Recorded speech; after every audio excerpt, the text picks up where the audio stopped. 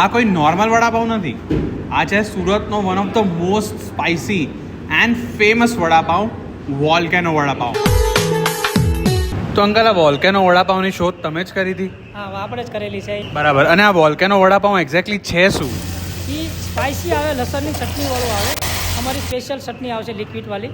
તો અમદાવાદીઓનો રિસ્પોન્સ કેવો રહ્યો છે હજી સુધી? અને અમદાવાદમાં બહુ મસ્ત રિસ્પોન્સ છે. 20 દિવસ થયા છે અહીંયા મારે, પણ મને બહુ સરસ રિસ્પોન્સ મળેલો છે અમદાવાદમાં. અમારું નામ વોલ્કેનો વડાપાઉં તરીકે ફેમસ છે. પછી બીજું નામ એવું છે કે ભટ્ટીભાઈના વડાપાઉં એમ.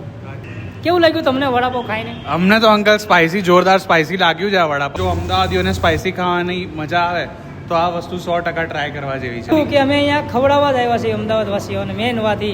પછી સુરતવાળા છે એટલે થોડોક તો પ્રેમ બતાવવાના જ છે ને યાર. તો તમારે બી આ સુરતનું સ્પાઇસી વોલ્કેનો વડાપાઉં ટ્રાય કરવું હોય તો આ એડ્રેસ પર આવી જાઓ. એન્ડ ફોર મોર સચ કન્ટેન્ટ ફોલો સિટી કા ખજાના.